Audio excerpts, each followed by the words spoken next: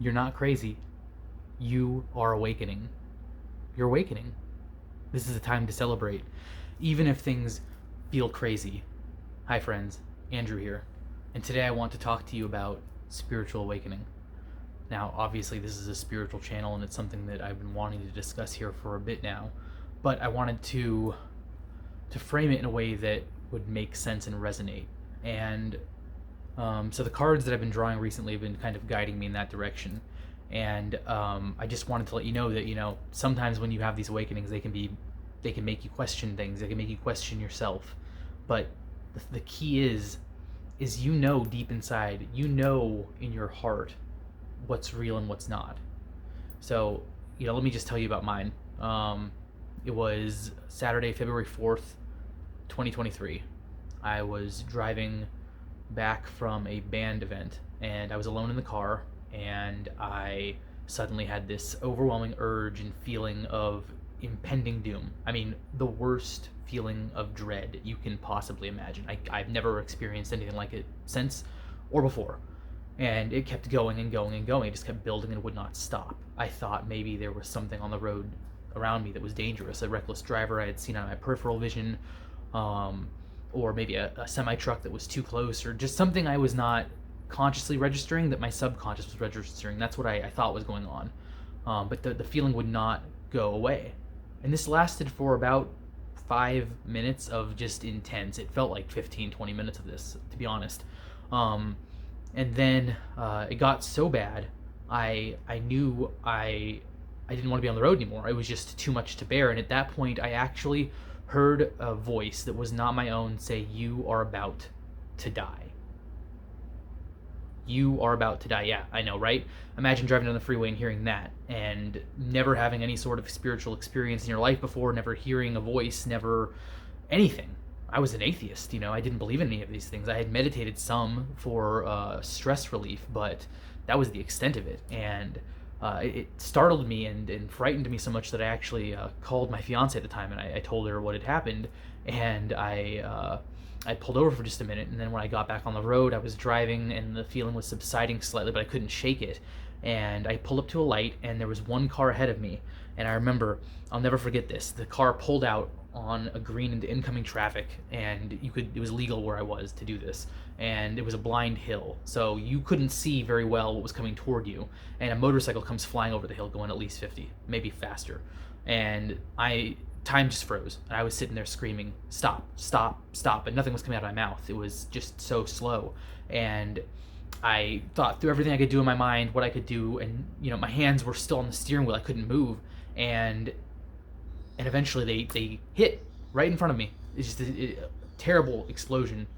It was terrible, and I instantly called 911, and I had to get out of the way for the fire trucks and ambulances, and they took my information and what I had seen and everything, and they asked me to clear the way, so I ended up driving home.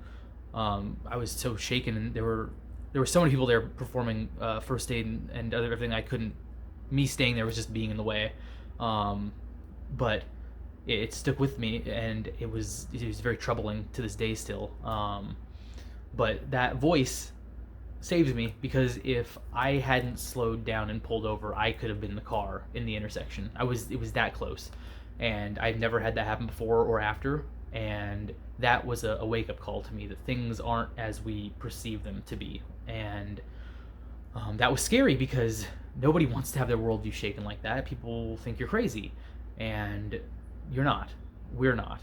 These are real things that are happening, and we are not alone. Like I talked about in my short yesterday, we're never alone. We are surrounded by our guides and guardians, and God, source, spirit, whatever you call this great being, this ineffable oneness, only wants what's best for all of us. We chose to come into these incarnations and to remember now, to remember when you remember. I remembered then. That wasn't even the full start of my awakening. My full awakening was the following year in July. But that was the beginning of it. And You might be on the beginning, you could be in the middle, you could be having a Kundalini awakening. These are all different milestones and road markers along your journey. And it doesn't matter where you are at any given point. It only matters that you're there and that you are doing what your soul asks of you. Be real and authentic to yourself. That's why we're here, to learn and grow these soul lessons, to incarnate as humans, and so that we can all have these different experiences. So when we are dealing with things that feel difficult or tasks that feel too much to insurmount, remember these aren't happening to you, they're happening for you.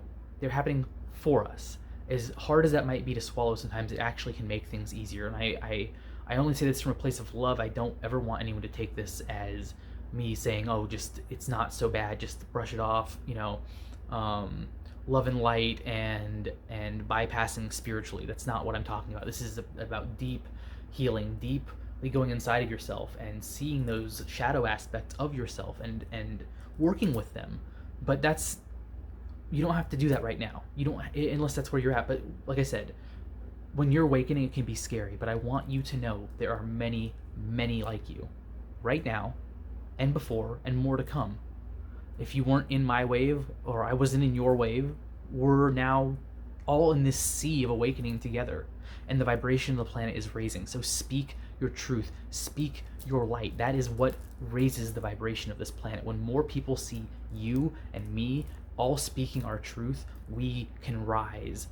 So let's end this video with a short little meditation together. If you could close your eyes and just envision gratitude for all of the things we are experiencing, the good, the bad, the ugly, the in-between, all of the lessons that are being provided for us, that we can learn and grow and evolve, because swords and blades and people are honed and toughened in the fire, not through easy, tasks or relaxation.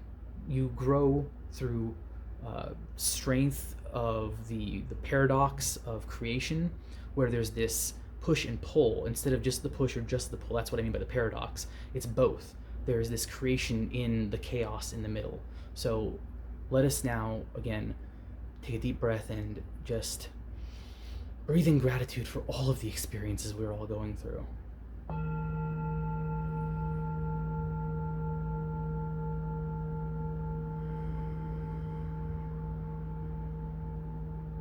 And just let that gratitude settle through you.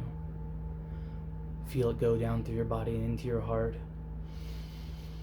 Breathe in that gratitude for everything we have and everything we will experience.